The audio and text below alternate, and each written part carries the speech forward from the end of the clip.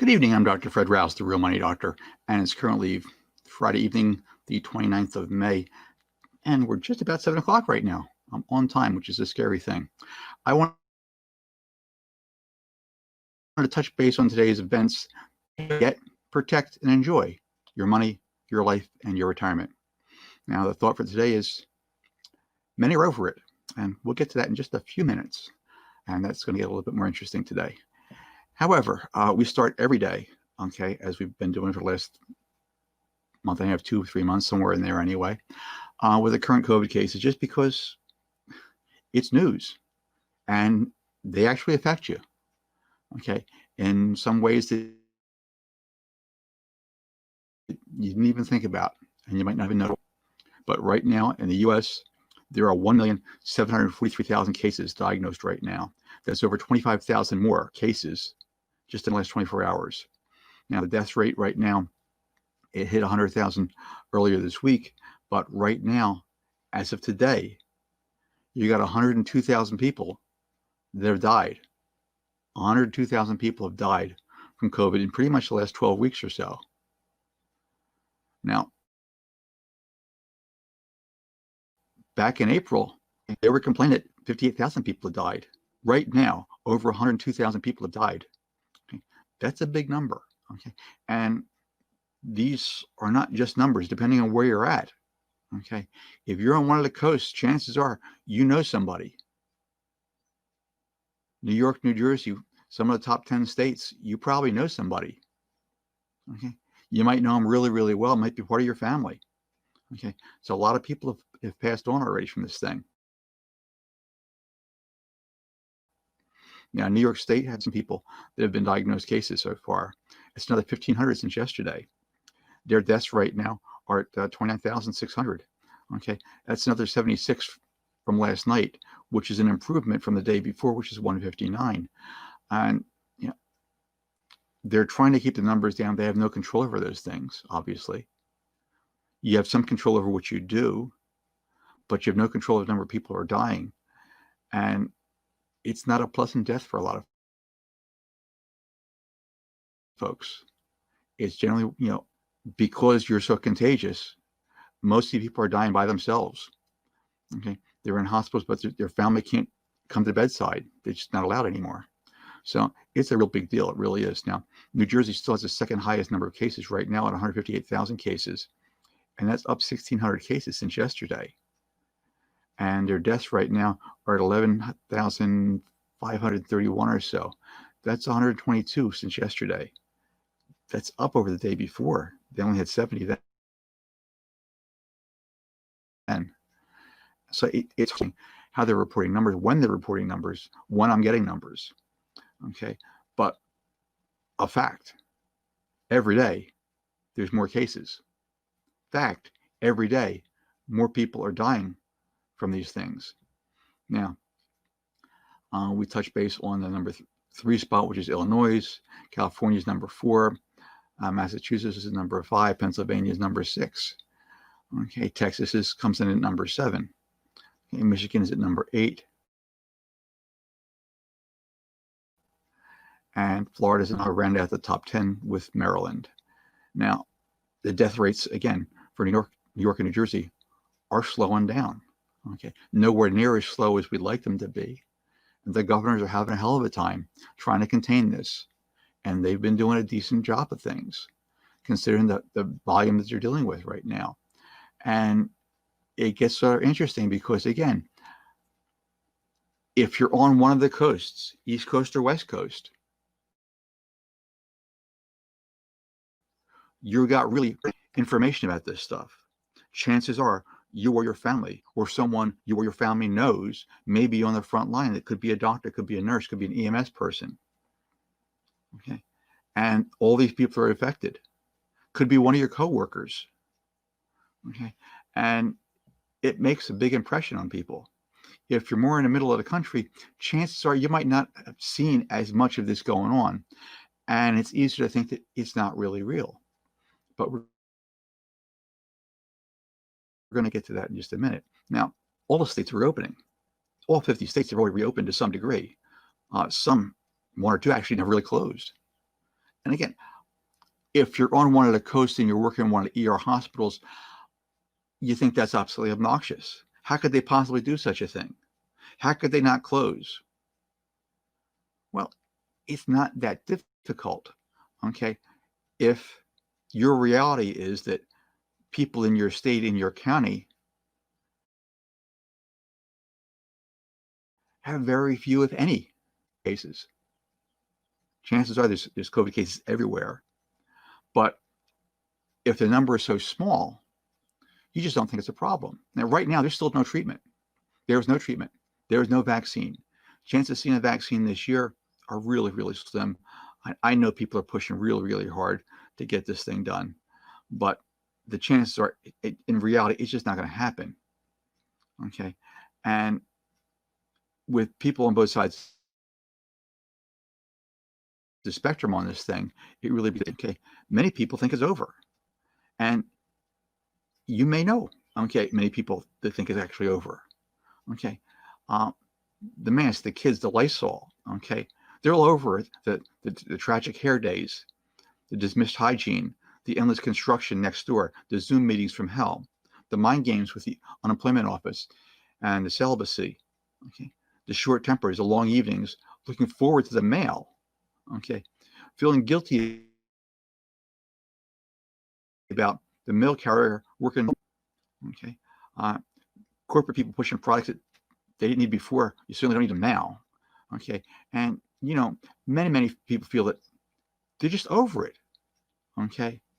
Now, does a 99.1 degree temperature really count as a fever? Okay. Some people have reached the outer limits of Netflix and are over it too. Okay. Some people can't make the rent, and they're definitely over it. Some people are deciding to have their summer after all. Okay. A summer playing freely, living dangerously. Over 100,000 cases right now, though. 100,000 people dead. Excuse me. Excuse me. And well over $40 million jobs, jobless right now. The claims just keep going up. Now, they're not past it, but they're over it.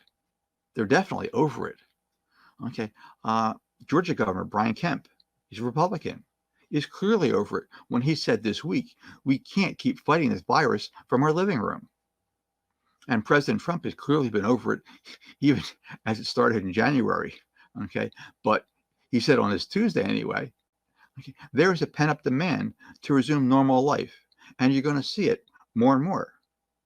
Okay. 15 times Trump said the coronavirus was going to go away since the start of the outbreak. President Trump has repeatedly said the virus is going to disappear. Now, Tony Mock, she's just a realtor from Jacksonville, Florida. It was an interesting conversation she had. I think everybody's kind of over it. She went back and she wants the roaring economy back that Trump had. That's what she wants. And most everybody wants that too.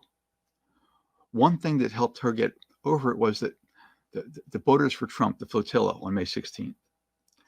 Okay. It was an interesting event. Okay. She and her friends hopped in a 40-foot sport fishing boat with some chicken wings and Corona beer. And a fleet of vessels joined them in the intercoastal waterways of Florida. The sun, the breeze, Trump 2020 signs, stop the bulls, flyings, and flags, kayaks and jet skis. Okay. The boats were just dubbed with carefree puns like, not to worry. It's almost biblical, according to Mock. Now, she went on to say, it's all part of getting out there and letting everybody know that, we're not going to die from this.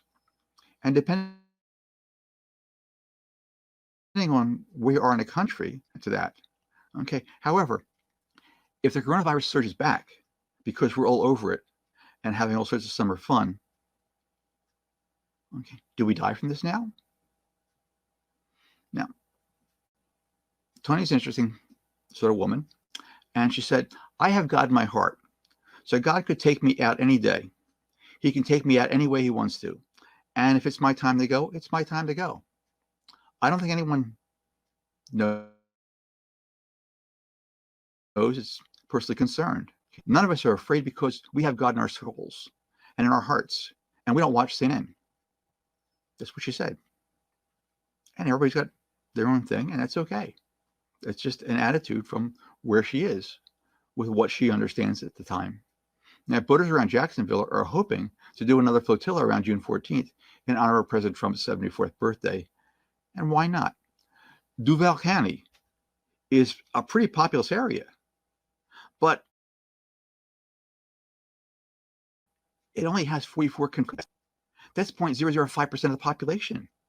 Now, if you render the pandemic stats really, really hyper locally, you really zoom down to really little minuscule thing locally, okay, and it looks nothing like this, it can look like it's time to get over it.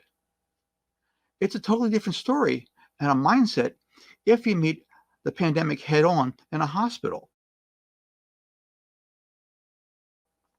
It can look like you'll never get over it. A few weeks ago at St. Vincent Hospital in Worcester, Massachusetts, a nurse named Marlena, okay, she donned her protective gear to check on a 100-year-old COVID patient who'd been alone in a room, and it's just been a little bit too long with a staffing shortage, and she wanted to check on her. And the woman said, "I'm blue." Now, the woman had dementia, and Marlena just, looked at things. And she's looking at her, she literally blew. Her lips are skin. The nurse, that's what she does. Lack of oxygenation. What's going on? Is she cold? Okay. But the woman clarified what she was saying. She was lonely. And Marlena said that it was like a knife going through my heart. Okay. Even her fog of confusion. Woman who has dementia. The woman was clearly communicating the hard truth of the pandemic. Okay. That many people are suffering and dying alone. And it's just not because they can't see, okay, and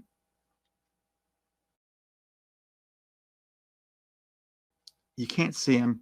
And it should be. And it doesn't mean that it's over just because you can't see these people.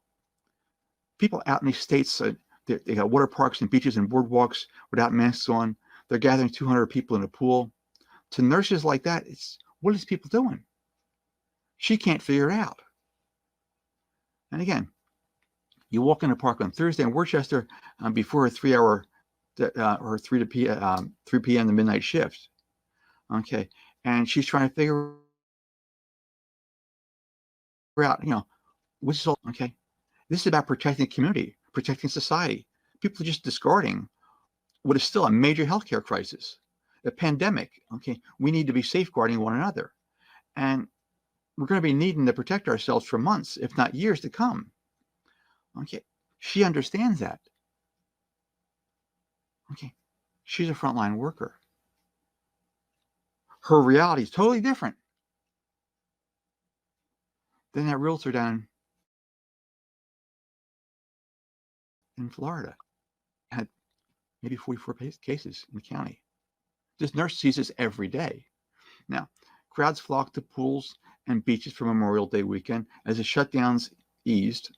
Okay, people around the United States were seen without masks and disregarding social distancing tactics as states, eased the shutdown parameters on Memorial Day weekend. Okay, it's over. Okay, the citywide stay-at-home order lifts, and most people feel I'm really over it. They're over their straggly bangs. Okay, you can get your hair cut by appointment, but you can't get waxed or zapped. Okay, eating every meal, you could be over that at home because right now you can still order your food and drink at a restaurant, but your party can't exceed 6 people. So a lot of these people are still feeling like, yeah, they're over it. The gyms, though they remain closed, and it makes sense now, to Melanie Friedman, the owner of DC's CrossFit, okay, whose 135 members are working out virtually on Zoom, but she hopes to reopen by July. I was literally on Zoom calls for 7 hours yesterday, Feldman said. I felt like I had so much anxiety and irritation at the end of that. No, I can't do this forever. That's not healthy or natural. And I think a lot of people are feeling a similar way. We're willing to stay here for a while, but the greater for the greater good, but it's on everyone emotionally, socially. It's not a place where people can live forever. Now, again, it's all where you're at, what your personal experience is with things. Okay, protesters in state capitals have been over it for a while. Okay, last weekend, a woman in Sacramento was so over it that she held a sign conveying her yearning for movie theater popcorn. A man in Lansing was so over it that he held a sign that, you know, I can live on my knees. And, you know, these are the stretches of things. And we've talked about these people. Okay. Now, the rest of the country is being the opening. Okay. And Disney World is hoping to has a phased reopening by July 11th in Las Vegas. Okay. The casinos are starting to open maybe on Thursday or so. Deborah Jeffries, a cocktail waitress in Las Vegas casino, has a routine these days. Okay. We're home in Henderson. Okay. Morning coffee, then 2 hours and failing, trying to get hold of someone at the unemployment office, and then going to work for her union for safety advocacy standards. Okay. She'll be over this when the whole thing is satisfied that the casinos can reopen safely. To tell you the truth, I'm scared, said Jeffries. She's 65. I wait on people from all over the world. And smoking bothers me in a casino. That's an aerosol. When they're blowing out smoke and it's penetrating the mask. She's been a cocktail server for over 40 years. At 65, she's still working as a cocktail waitress. And she suspects that the remainder of her career will just not be the same. Same thing for college senior Eric Mendoza, who knows his career just won't be the same, even though his career hasn't even begun yet. He was elected the student body president at Texas A&M University 3 weeks before the pandemic locked down the country. This summer, he was supposed to be working in Dallas for a consulting firm, home in Houston with his parents and his sister. 3 months in, he's over it. He's had enough. But he also realized that it is actually a step forward because everything has changed, and it will change. Now, Mendoza says, I have friends that have planned out their life for the next few years. And now they have to do a whole new thing. Now, think about that. When you're a student, okay, your entire life is wrapped up with when I finish school. And you've got the next couple of years of your life planned.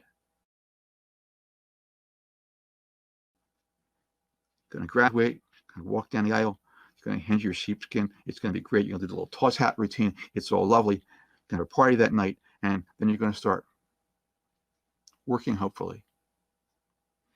Next couple of years, you'll work your way up. That's all changed right now.